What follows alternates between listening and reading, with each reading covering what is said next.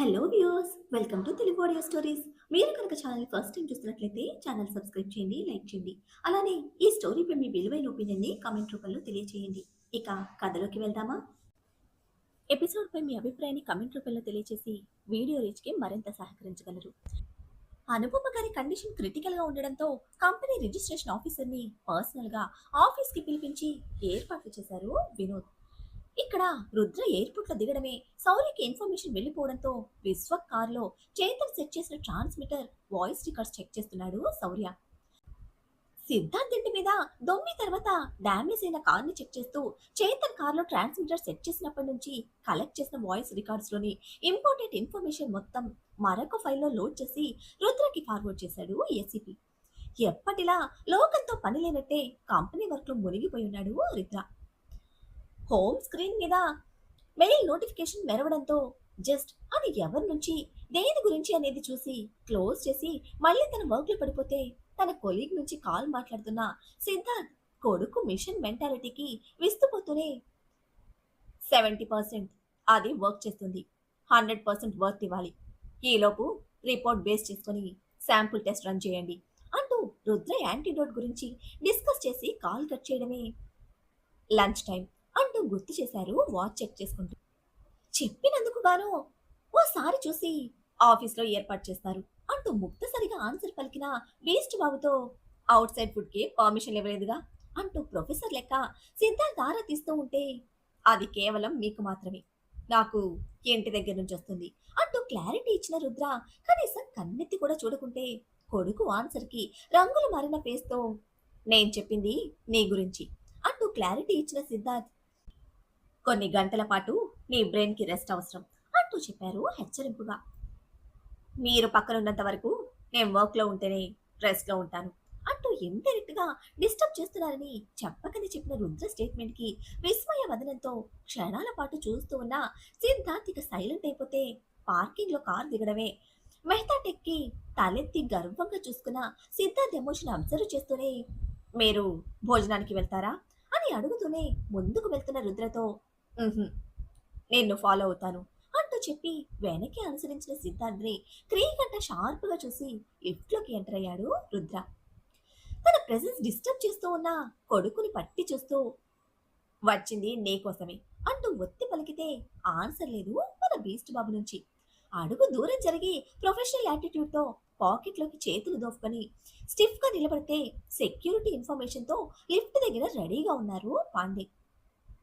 రుద్రని చూడడమే పలకరించి నాన్నగారి ఛాంబర్లో అందరూ వెయిట్ చేస్తున్నారు సార్ అంటూ చెప్పి తీసుకెళ్తూ ఉంటే 4 అడుగుల దూరంతో కొడుకు ప్రతి అడుగులోని గాంభీర్యాన్ని దర్పాన్ని గమనిస్తున్న సిద్ధార్థ్కి అలనాటి మయూరి హావభావాలు కనిపిస్తున్నాయి.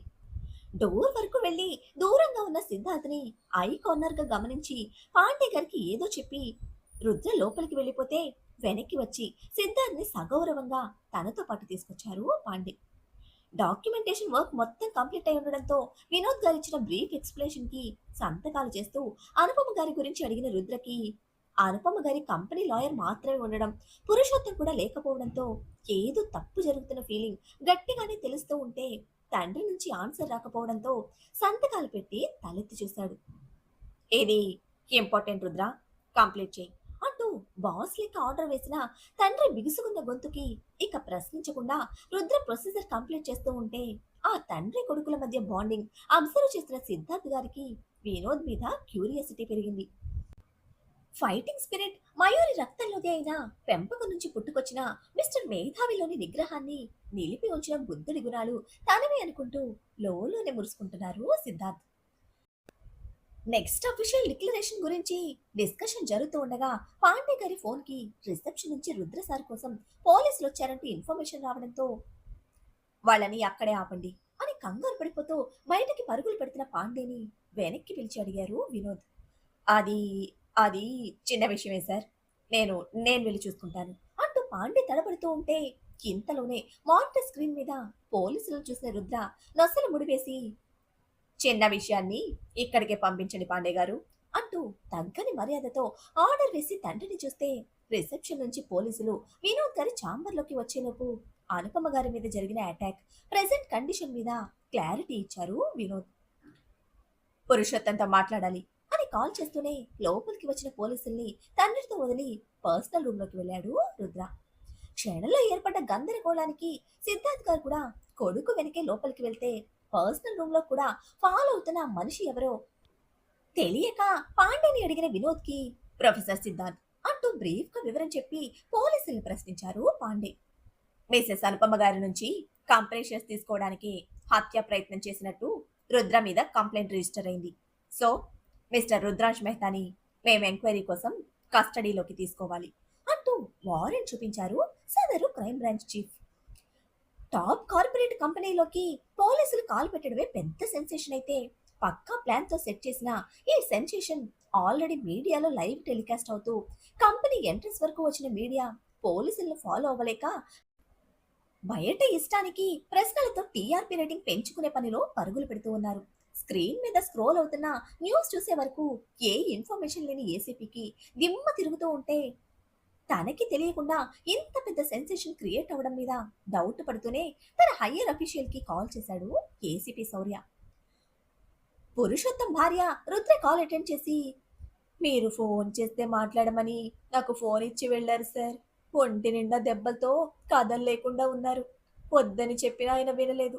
లేట్ అయితే కాల్ చేస్తారు, మాట్లాడమని చెప్పారు. ఆఫీస్ వాళ్ళెవరో నలుగురు వచ్చి సాయం చేస్తూ పట్టుకెళ్లారు. మీ పని అయిపోగానే వచ్చేస్తానన్నారు. అప్పటి వరకు మేడం గారి దగ్గరే ఉండమని కూడా చెప్పారు. ఈరోజు అయిపోతుందా సార్ అంటూ ఏది తెలియని అమాయకత్వంతో భర్త గురించి దిగులు పడుతూ ఎదురు ప్రశ్నించింది పురుషోత్తం భార్య. పక్క స్కెచ్ తో ప్రిపేర్ చేసిన ప్లాన్ లో రుద్ర ఇరుక్కుంటేనే పురుషోత్తం వెనక్కి వస్తాడని చెప్పకనే చెప్పిన ఇన్ఫర్మేషన్ కి క్షణం ఆలోచించిన రుద్ర, తిరిగి ఎప్పుడు వచ్చేది మీ హస్బెండ్ మీకు ఫోన్ చేసి చెప్తారు. టెన్షన్ పడకుండా మేడంని జాగ్రత్తగా చూసుకోండి. మీ హస్బెండ్ కి వచ్చిన ఇబ్బంది ఏం లేదు అంటూ చాలా అంటే చాలా సాఫ్ట్ వాయిస్ తో ఆమె భయపడకుండా చెప్పిన రుద్ర ఎమోషన్ ఎదురుగా ఉండి చూస్తున్న సిద్ధార్థ్ మరింత విస్మయానికి లోనవుతూ ఉంటే ఆయన కళ్ళలో కదలాడుతున్న ఆశ్చర్యానికి అమ్మలు నేర్పింది ఎమోషన్స్ కంట్రోల్ చేసుకోవడం అంటూ విసుగ్గా ఆన్సర్ ఇచ్చి బయటకు వచ్చేసిన రుద్రని చూస్తూ ఆ క్షణం తన డార్లింగ్ కోడల మీద కూసింత కాదు చాలా ప్రేమ పెరిగిపోయింది సిద్ధార్థ్ గుండెల్లో. కస్టడీలోకి తీసుకునేది లేదు అంటూ పోలీసుల మీద వినోద్ సీరియస్ అవుతూ ఉంటే డాడ్ అంటూ దగ్గరికి వచ్చి తండ్రి పక్కన నిలబడ్డ రుద్ర పోలీసులను చూసిన ఒక్క చూపుకే వాళ్ళు వెనక్కి స్టెప్ తీసుకుంటే పదునైన చూపులని వాళ్ళ మీద నిలిపి సెక్యూరిటీకి కాల్ చేసిన Rudra first floor meeting chamber లో మీడియాని అరేంజ్ చేయమని చెప్పి కాల్ కట్ చేయడమే. మీ ఎంక్వైరీ ఇప్పుడే ఇక్కడే లైవ్ టెలికాస్ట్ లో ఉంటుంది, ప్రిపేర్ అవ్వండి అంటూ మరొక మాటకి అవకాశం లేకుండా పోలీసులకి ఆర్డర్ వేస్తే కొడుకు మాట లోతు గ్రహించిన వినోద్ వెంటనే హోమ్ మినిస్టర్ కి కాల్ చేస్తూ పక్కకు వెళ్లారు. లైవ్ టెలికాస్ట్ ఏమంటున్నారు సార్? That's impossible. ఇది డిపార్ట్మెంట్ రూల్స్ కి అగెనిస్ట్. మేము పోలీసులం అంటూ క్రైమ్ బ్రాంచ్ చీఫ్ సీరియస్ అవుతూ ఉంటే మీకు కంప్లైంట్ ఇచ్చిన అనుపమ గారి పిఏ పురుషోత్తం కిడ్నాప్ అయ్యారు. దాని గురించి ఇన్ఫర్మేషన్ ఉందా మీ దగ్గర అంటూ రుద్ర సూటిగా ప్రశ్నించడమే క్రైమ్ బ్రాంచ్ చీఫ్ మొహం వివరణమైంది.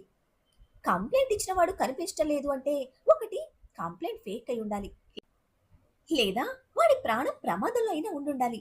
ఏదైనా ధైర్యంగా స్టెప్ తీసుకోలేని రిస్కీ సిచ్యువేషన్ కావడంతో ఆలోచనలో పడ్డారు పోలీసులు. వాళ్ళు నిమిత్త మాత్రలే వెనకుండి నడిపేది మరొకరు అని తెలిసి కూడా వాళ్ళని టార్గెట్ చేయడం అంటే మీడియాకు పరమాన్నం పెట్టినట్టే అవుతుందని తెలిసిన మన మేధావి, మీకొచ్చిన ఆర్డర్స్ మీరు ఫాలో అయ్యారు, ఇప్పుడు కూడా అదే ఆర్డర్స్ ఫాలో అవ్వండి అంటూ పాండేని చూస్తే ఆ చూపులోని శాసనం తెలుసుకున్న వాడిలా లాయర్స్ ని తీసుకుని బయటకు వెళ్ళాడు పాండే.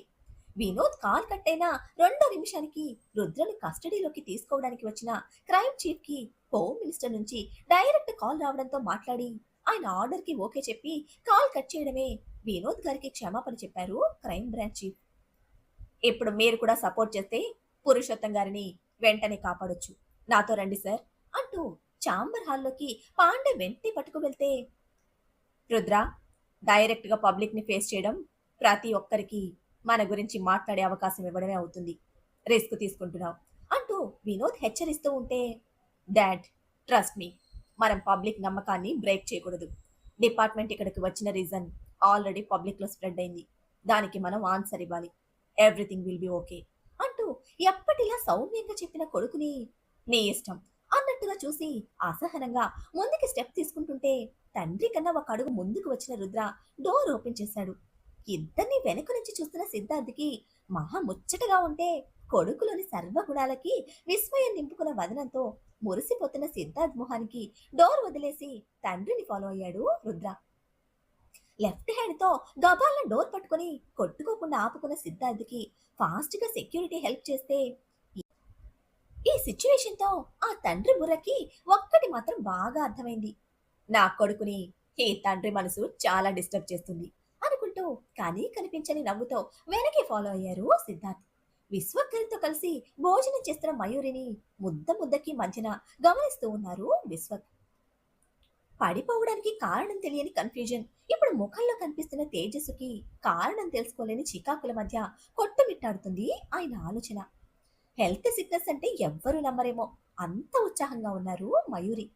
అప్పటికి మయూరి గారు టైం చూడడం మూడోసారి కావడంతో ఎవరి కోసమైనా వెయిట్ చేస్తున్నావా అంటూ అది సిద్ధార్థ్ కాకూడదన్న బలమైన ఆలోచనతో అడుగుతున్న విశ్వక్కి మైత్రిని దింపడానికి వెళ్లారు. వెళ్ళేటప్పుడు మైత్రిని చూడలేదు. ఎలా వస్తారో అనే నా ఆలోచన అంటూ చెప్తున్న మయూరి సన్నగా వినిపిస్తున్న కార్ సౌండ్కి వచ్చినట్టున్నారు అంటూ లేవబోతూ ఉంటే మయూరి, గుమ్మం వరకు వచ్చిన వాళ్ళు లోపలికొస్తారు. తినడం మానేసి నువ్వెదురు వెళ్లాల్సిన అవసరం లేదు అంటూ మయూరి గారి చర్యకి సున్నితంగా అడ్డుపడుతూనే మైత్రి మీద నీకు అంత ప్రత్యేకమైన ఇష్టం దేనికి అంటూ ఉండబట్టలే కడిగారు విశ్వక్. చిత్రావతి, ఆడుతూ పాడుతూ తిరిగిన చిత్రావతి గుర్తొస్తుంది మైత్రి అమాయకమైన మొహం చూస్తూ ఉంటే. నేను తప్ప మరొక ప్రపంచం తెలియదు దానికి అంటూ గుర్తు తెచ్చుకుంటున్న మయూరి గారి పెదవుల మీద బరువైన నవ్వు చేరితే నువ్వింకా తనని మర్చిపోలేదా అంటూ అసహనం చూపారు ప్రశ్నలో. కొందరిని ఎప్పటికీ మర్చిపోలేము. అలాగే చిత్రని ఇప్పటి వరకు గుర్తించుకోవడానికి ఒక కారణం ఉంది. ఇక మీదట కూడా మర్చిపోకుండా ఉండడానికి కారణం ఉంది అంటూ విశ్వ కళ్ళలోకి బాధగా చూస్తూ చెప్పారు మయూరి. నగలు కాజేసి పారిపోయిన తన మీద నీకెంత ఆప్యాయత తగదు మయూరి అంటూ సున్నితంగా మందలిస్తున్న విశ్వక్తో నేను అందరి కోసం ఎదురు చూస్తున్నాను. అందరి ముందు ఒకటి చేయాలి. అది పూర్తయిన తర్వాత ఇప్పుడు ఈ క్షణం నేను ఇంత సంతోషంగా ఉండడానికి కారణం, చిత్రావతిని గుర్తు తెచ్చుకోవడానికి కారణం రెండూ నీకు అర్థమవుతాయి అంటూనే తృప్తిగా ఆఖరి రోటి ముక్క నోట్లో పెట్టుకున్న మయూరి హ్యాండ్ వాష్ చేసుకుని వస్తున్న వాళ్ళకి ఎదురెళ్లారు. మైత్రిని దింపి వచ్చిన దిగులు అందరి ముఖంలో స్పష్టంగా కనిపిస్తూ ఉంటే మైత్రి ఏడ్చిందా అంటూ అందరినీ కలయ చూస్తూ అడిగిన మయూరికి ఎవ్వరి నుంచి సమాధానం లేదు. అదొక రకమైన నిరుత్సాహం, నిర్లిప్తత అందరిలో నిండి ఉంటే ఏం అడుగుతావులే, ఆ మనుషులు ఆ లోకం భూమి మీద మరో ప్రపంచం అన్నట్టుంది. కోతిలా ఎగిరి గంతులు వేసే నా మనవరాలు నా చెయ్యి వదిలితే ఒట్టు భయపడిపోయింది పిల్ల. వాళ్ళ మూర్ఖత్వం తట్టుకొని ఆ ఇంట్లో అందరూ ఎలా ఉంటున్నారు, పెళ్లి వరకు ఈ పిచ్చిది ఎలా భరిస్తుందో అంటూ దిగులు పడుతూనే దమయంతి వివరిస్తూ ఉంటే అవునా aunty, it's really horrible. At least కూర్చోమని కూడా చెప్పలేదు. ఎగిరే పక్షులను తాళ్లతో కట్టేసి లోపల దాచిపెట్టినట్టుంది ఆ ఇంటి నేచర్. నిజంగా అమ్మమ్మ అన్నట్టు వాళ్ళంతా పెద్ద మూర్ఖులు అంటూ కోపంతో నిండిన ఏవగింపుతో చెప్పింది కావ్య. ఎంత దూరంగా ఉన్నా కన్నవాళ్ళు కదా అని నొచ్చుకుంటున్న మనసుతో కన్నీళ్లు పెట్టుకున్న వసుధ గారిని దగ్గరగా హత్తుకున్నారు ప్రమోద్. వాళ్ళు మూర్ఖులు కాదు, అందరిలా అందరితో కలిసి బతకలేని భయస్థులు అంటూనే మయూరి దుర్గిని చూస్తే ముందుగా చెప్పించిన పెట్రోల్ డబ్బా తేవడానికి వెళ్ళింది దుర్గి. తాము నిర్మించుకున్నట్టు తమ ప్రపంచం లేకపోతే తమ అస్తిత్వాన్ని కోల్పోతామన్న భయం. అటువంటి వాళ్ళు చాలా క్రూరంగా ఉంటారు. మనుషుల ప్రాణాల కన్నా తమ భావాలకే పట్టం కడతారు. ఆ భావాలకి అందరూ కట్టుబడి ఉండాలని కట్టుదిట్టం చేస్తారు. ఆ కట్టుబాట్లు దాటకూడదని ఇటువంటి కోటలు నిర్మిస్తారు. వాళ్ళకి ఎప్పటికీ తెలియదు, వాళ్ళున్నంత వరకు ఈ గోడలలో నింపిన వాళ్ళ అస్తిత్వం ఏదో ఒకరోజు వాళ్ళ ఊపిరి ఆగిపోయేలా గర్జిస్తుందని అని చెప్తూనే వసతి గారి చేతులు అందుకొని మీ అస్తిత్వానికి మీరు చాలా గొప్పగా పట్టం కట్టారు. మీరు ఎక్కడ ఉండాలో సరిగ్గా నిర్ణయించుకున్నారు. ఐరా మీ భావాలకు ప్రతిరూపంగా అద్భుతంగా ఉంది అంటూ ఐరా చెంపకు చేతిని చేర్చి, నువ్వు నాకిచ్చిన గిఫ్ట్‌కి రిటర్న్ గిఫ్ట్ ఏం కావాలో కోరుకో. ఏదడిగినా చేస్తాను. అంటూ పాలకుండలా పొంగుతున్న అనురాగంతో హత్తుకుని మాటిస్తే మయూరి సంతోషం విశ్వక్ ఆలోచనలకు, అనుమానాలకి ఫుల్ స్టాప్ పెడుతూ ఏదో అనుకోనిది ఎదురు కాబోతుందని హెచ్చరిస్తూ ఉంటే, మయూరి, దేనికోసమో చాలా సంతోషంగా ఉన్నట్టున్నావు అంటూ డైనింగ్ టేబుల్ నుంచి వెనక్కి వెళ్తూ అడిగారు విశ్వక్. అప్పటికి దుర్గి పెట్రోల్ క్యాన్ తీసుకురావడంతో అది చేతుల్లోకి తీసుకొని నవ్వుతూ తిరిగిన మయూరి, నువ్వు కరెక్ట్ గానే గెస్ చేసావు విశ్వక్. నా ప్రపంచంలోని ఉనికి ఈ రోజే తెలుసుకున్నాను. మళ్ళీ కొత్తగా పుట్టినంత సంతోషంగా ఉంది. చెప్పాను కదా నీకు, చిత్రావతిని ఇక ఎప్పటికీ మర్చిపోలేనని. అంటూనే డైనింగ్ టేబుల్ దాటి పెద్ద పెద్ద అడుగులతో ముందుకు దూసుకు వెళ్లిన మయూరి అక్కడ గోడ మీద ఉన్న తండ్రి నిలువెత్తు చిత్రపటానికి పెట్రోల్ పోస్తూ ఉంటే, మయూరి, ఏం చేస్తున్నావు అని కంగారు పడిపోతూ అర్థం కాకరుస్తున్నారు విశ్వక్. ఆయన గొంతు ఎంత గట్టిగా వచ్చిందంటే రూమ్లో ఉన్న చేతన్ పరుగున బయటికి వస్తే, మేడం, అది మీ ఫాదర్ ఫోటో అంటూ శీకర్ అరుస్తూనే ఉన్నాడు. పెట్రోల్ డబ్బా విసిరి కొట్టి వెనక్కి తిరిగి చూసిన మయూరి, చచ్చిపోయి ఈ క్షణం నా చేతిలో చావకుండా బతికిపోయిన నా తండ్రి, పొరిట్లోనే నా బిడ్డను నాకు దూరం చేసిన తండ్రి, నేను ప్రాణంగా ప్రేమించి నా సర్వస్వం అనుకున్న నా సిద్ధుని అబద్ధాలతో నాకు దూరం చేసిన తండ్రి, పరువు, ప్రతిష్ట, కులం, వర్గం అంటూ నా జీవితాన్ని నాకు తెలియకుండానే ఆయన చేతులతో ఈ పంజరం మధ్య బంధించిన నా కసాయి తండ్రి ఇప్పటి వరకు చనిపోయాడని చెప్పుకున్నాను. ఈ క్షణం నుంచి నాకు తండ్రి లేడు అని చెప్పుకుంటాను అంటూ ఆ పక్కనే వెలుగుతూ ఉన్న కొవ్వొత్తులు తండ్రి ఫోటో మీదకి విసిరేసి వెనక్కి తిరిగి కూడా చూడకుండా పెద్ద పెద్ద అడుగులతో అందరిలోకి వచ్చి నిలబడింది మయూరి. పెట్రోల్తో తడిసి ఉవ్వెత్తున వేసిన మంటలు క్షణంలోనే రూఫ్ కి ఎగిసి బగబగ మండుతూ ఉంటే ఆ మంటలు తన గుండెల్లో మండుతున్నట్టే దడుచుకున్న విశ్వక్ తెలుస్తున్న నొప్పికి గుండెని బిగించి పట్టుకొని వెనక్కి వెనక్కి పోతున్నాడు. ఇంట్లోని పని వాళ్ళందరూ ఒక్క చోటికి చేరి గుమిగూడితే, ఏ మనిషికి సంబంధించిన ఏ ఆనవాళ్లు నా కోటలో ఉండకూడదు. అవి ఎంత విలువైనవైనా సరే మొత్తం మొత్తం తీసి బయట పారేయండి, పెట్రోల్ పోసి తగలబెట్టేయండి అంటూ కంచు కంఠంతో కోట మొత్తం దద్దరిల్లేలా అరుస్తున్నారు మయూరి. ఆవేశంలో బొమ్మని కూడా బెదురు పుట్టిస్తున్నట్టున్న మయూరి గర్జనకి విశ్వక్తో సహా మొత్తం బిక్క చచ్చిపోతే నీలిమగారు జడుసుకొని భర్త చేతులు చుట్టేశారు.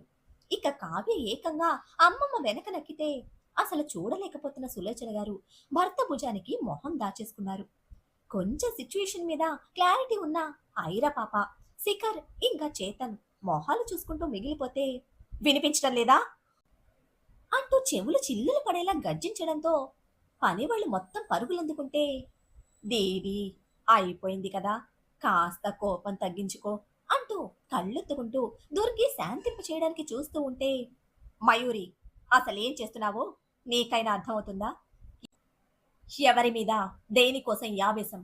మావయ్య గారి ఫోటో తగలపెట్టేంత తప్పు ఏం జరిగింది అని అడుగుతున్న విశ్వక్ను నిప్పు కనికల్లా మారిన కళ్ళతో చూస్తూ, స్టాప్ ఇట్ విశ్వక్, నాకు బంధమే లేని మనిషితో నీకు బంధుత్వం కలపకు.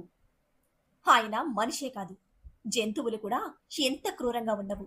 నా బిడ్డని నాకు దూరం చేసిన కిరాతకుడు, కళ్ళు కూడా తెరవని నా రుద్ర మీద కత్తులతో దాడి చేయించిన కసాయివాడు. ఆ రోజు ఈ కసాయివాడు నీకు అబద్ధం చెప్పాడు. చిత్రావతి నగలతో పారిపోలేదు, నా బిడ్డని, నా రుద్రను కాపాడటానికి పారిపోయింది. వాడి ప్రాణానికి తన ప్రాణం అడ్డు వేసి నా రుద్రను మృత్యుంజయుడిగా నిలిపింది అంటూ చెప్పారు మయూరి. మరి మయూరి చెప్పింది విన్న విశ్వక్ పరిస్థితి ఏమిటి? తన రుద్ర అన్న మాటలోని అర్థాన్ని తెలుసుకున్న విశ్వక్కు మరోసారి స్ట్రోక్ రానుందా? ఈ బంధాన్ని విశ్వక్ అంగీకరించగలుగుతారా? తన ఇంట్లో మైత్రి పరిస్థితి ఎలా ఉండబోతుంది? అందరికీ తెలిసిన ఈ నిజం రుద్ర తెలుసుకుంటే ఏం జరగబోతోంది తెలుసుకోవాలంటే నెక్స్ట్ ఎపిసోడ్ని ఫాలో చేయండి. అలానే ఈ ఎపిసోడ్ని లైక్ చేయడం మాత్రం మర్చిపోకండి. Bye friends.